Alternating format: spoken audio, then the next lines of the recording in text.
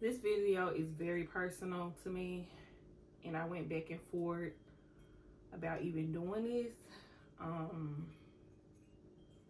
But I decided to share it because if it can help even one person, then it's worth it. Okay. I lost my brother Travis to an accidental fentanyl overdose. And honestly, I still can't believe I'm even saying it out loud.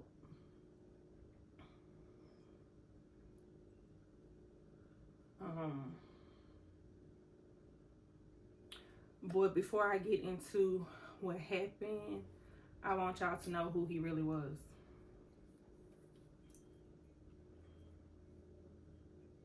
My brother was funny. Like, genuinely funny.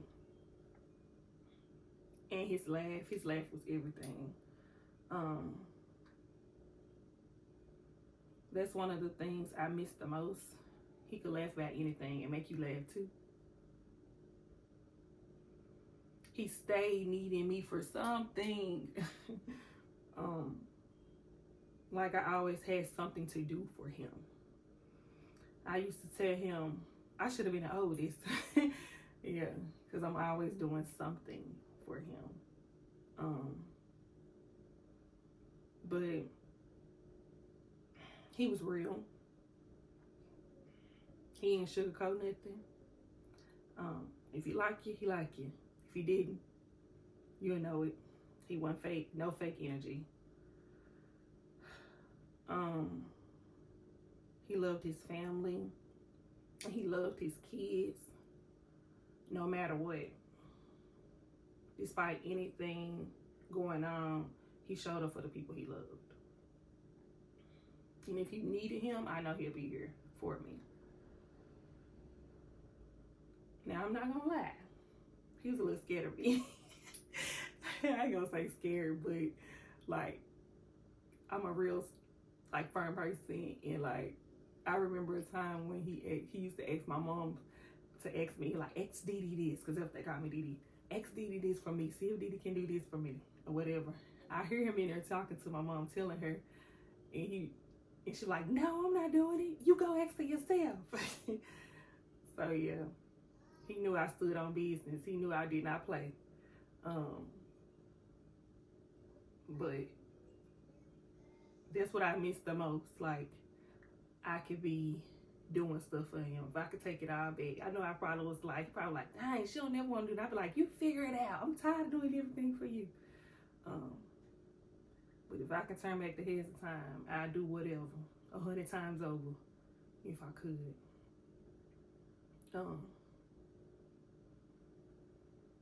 You know, that was my brother. And he didn't deserve what happened to him.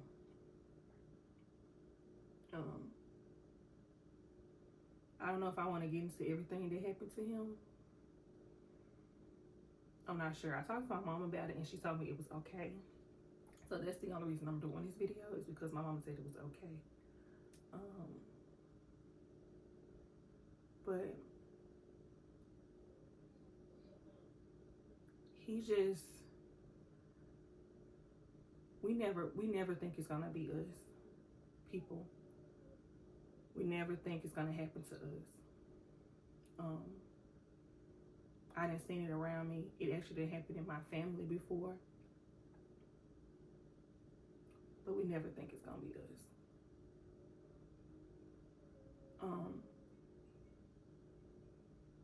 I can't even remember that day, really, when we got the call. All I know is it felt like my heart was torn. I was confused.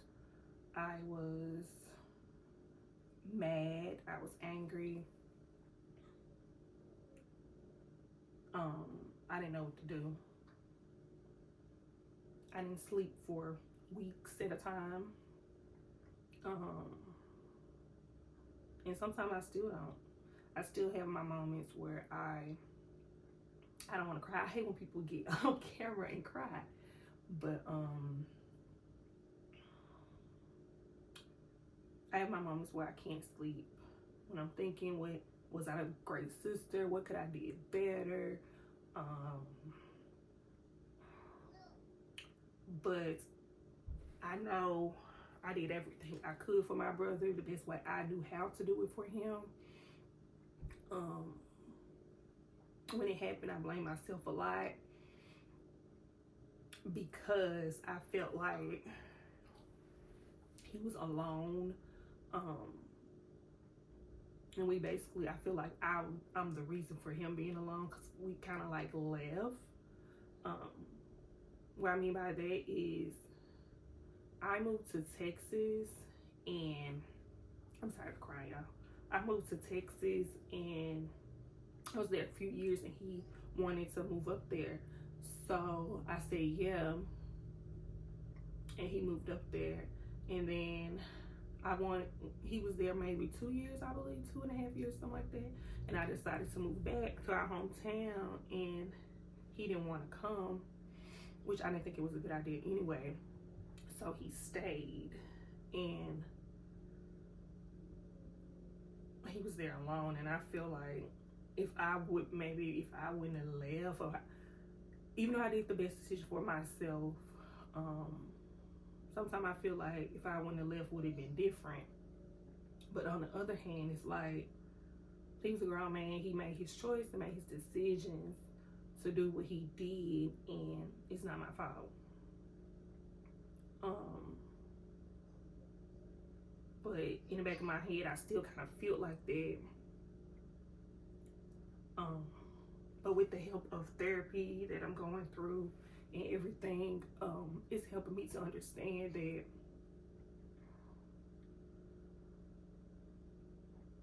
it was gonna happen. When it's your time to go, it's nothing anyone can say or do to keep you here. So that's that.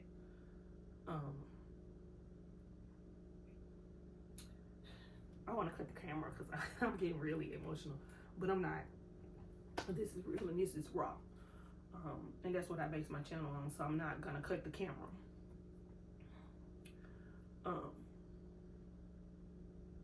But I feel like it was good for us to be here back in our hometown, because if we was there, we wouldn't have had our family support when it happened. And we most definitely needed our family support. And I try my best to do. Every day is different. Every day is different when it comes to grieving. And I could be good for 3-4 days and then sad for 6-7 days. Like, it's just ups and downs when it comes to that. But I'm working on it, and I feel like it's only been a year. So that's another thing. So it's still kind of fresh. But I love my brother, and he loved me. And that's all that really mattered. It was truly an accident. My brother did not do fentanyl, so it was an accident. He did not know it was in there, obviously. And the thing that hurt me the most, one of the things that hurt me the most, is when a person dies, they whatever they have on, like their clothes and everything, they give it to the family, you know, when they're embalmed and all of that. Because he actually had a funeral, but he was actually cremated later. But I'll show you all of that in a minute. But they give you like their clothes and everything when what they had on. So they gave us his clothes, and what he had on really kind of messed me up, because it was his work clothes. He had just came home. He hadn't even had a chance to take his clothes off and take a shower. And my brother was like this. When he got off of work, he came straight in the house, took them clothes off and got in the shower and got comfortable. That's how he was, because when he moved to Texas with me, because he stayed with me for a little while before he moved out on his own, and that's what he did, and I know him, and that's, you know, something that was like, dang, he didn't even get he wasn't even comfortable, you know, before he passed away. It's just something that it just messed me up when I think about it. But I miss him dearly, and I can only just let his name live on. I want to give y'all a few facts about fentanyl and how it affects your body. And so I wrote some stuff down to give y'all a few facts about it. And I'm gonna read it off for you guys. Okay, fentanyl is extremely powerful. Because it's so strong, a tiny amount can overwhelm the body.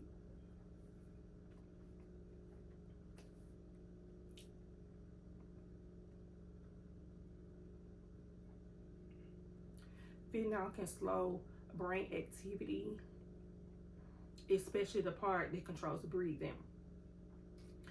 Fentanyl can depress the respiratory system. This is the main reason overdose happen. A person can lose consciousness and stop breathing without realizing what happened. Fentanyl can cause confusion, nausea, slow heart rates, just to name a few. And it works very quickly, sometimes within minutes, even seconds, depending on how it's taken. That's why overdose can be so sudden, like my brother. It's just being mixed with drugs without people even knowing.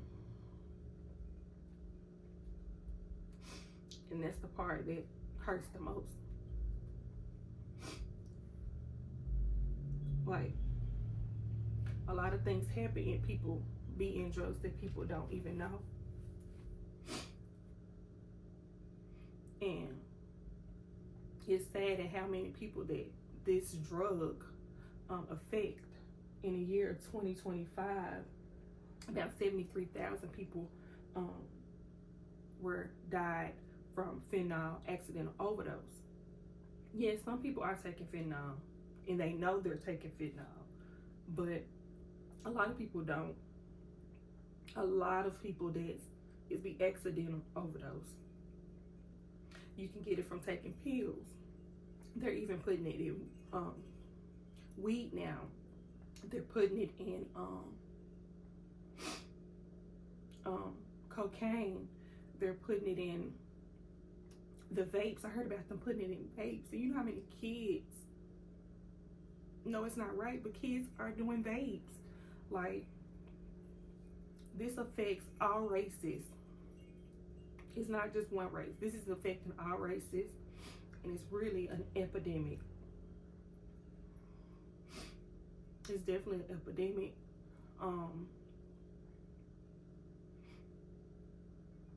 And it affected my family. This is one of the hardest things that I ever had to deal with in my life.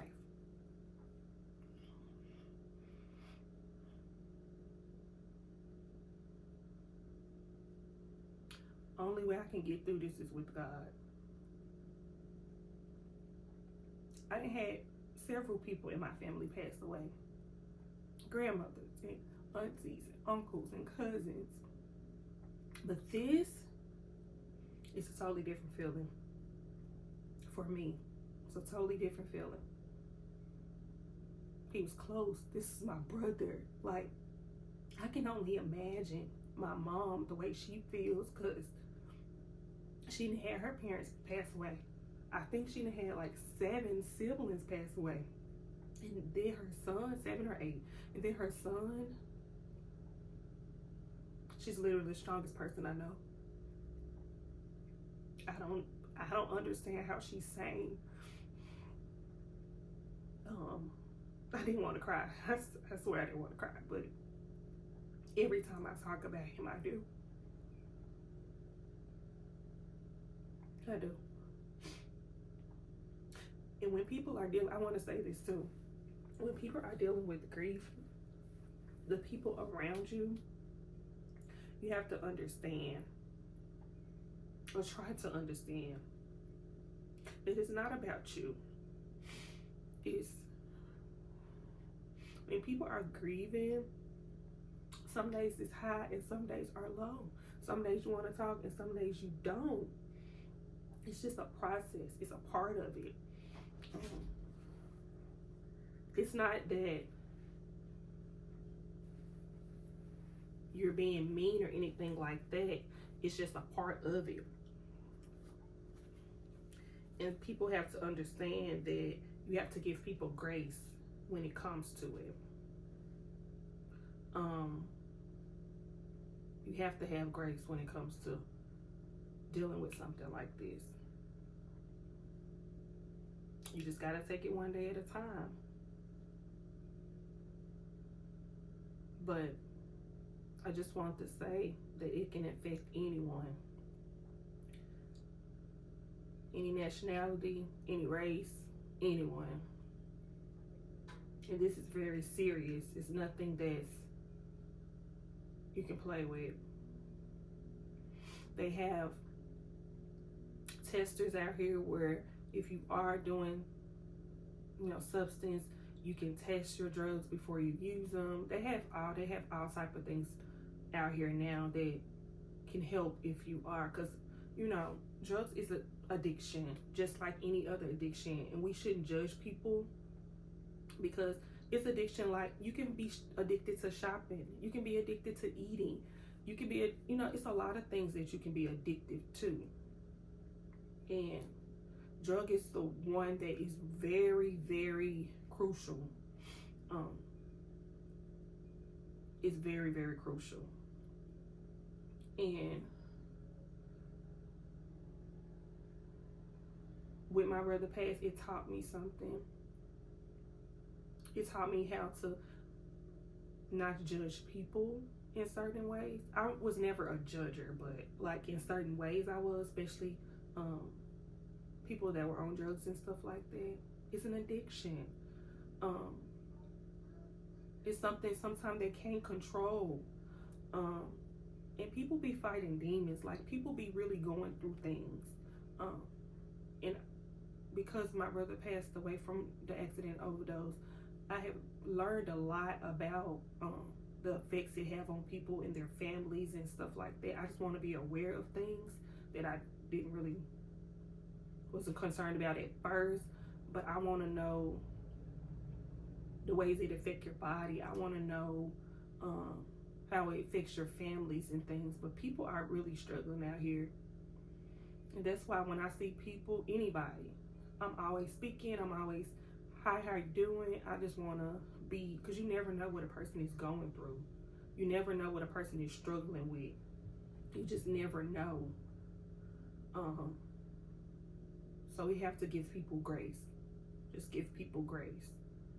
And this is a struggle for me and my family, for my mom and my brother and myself.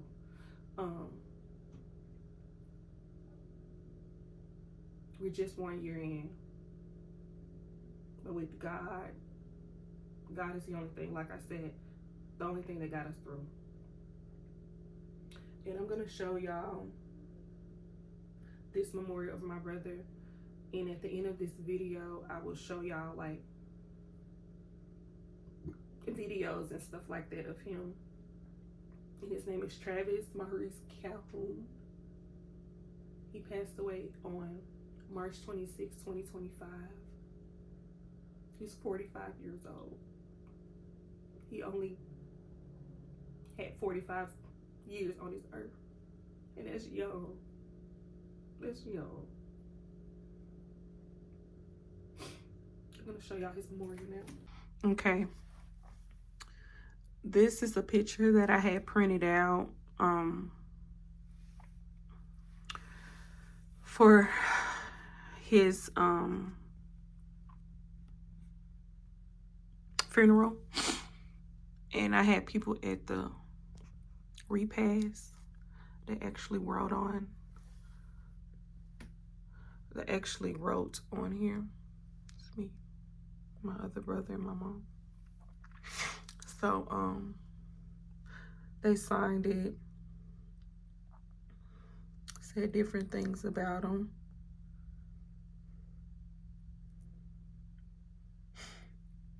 So yeah, I just want to show y'all this.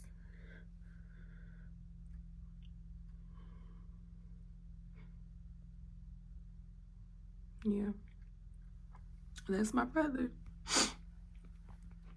And this right here is actually his ashes. Right here. And I bought this right here off of Amazon. It's a little dusty up here, but I need to make sure I dust it off. But anyway, I bought this off of Amazon. So just a little plaque with his name on it and his birthday and the day he passed away. And I got a video of him with a Don Julio bottle showing money. I might put it in here. And I just decided to put this up here. And I also had this made right here. It's a lamp. And as y'all can see his pictures on it. It's just all the pictures of him. That I had put on there. Had that made off with somebody off Tik Tok, I believe. And this is some of the things. This is a newsletter that was made. Or is it obituary? Right here. And you can scan it right there. And you can see the obituary.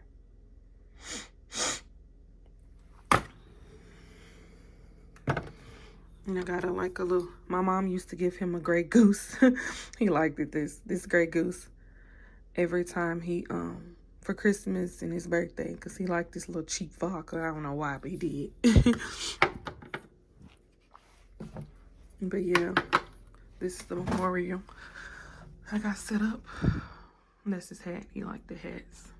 I got set up for him. And I'm going to show y'all some pictures of him. So here's some more pictures of him.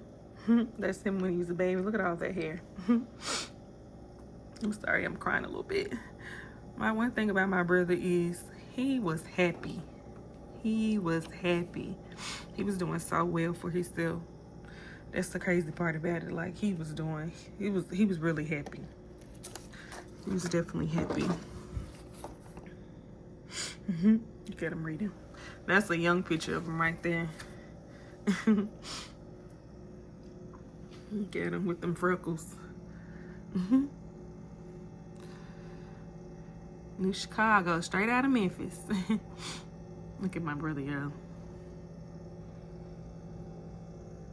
That's what I like to remember about him. That right there. The happy part. I'm gonna show y'all some videos now of him.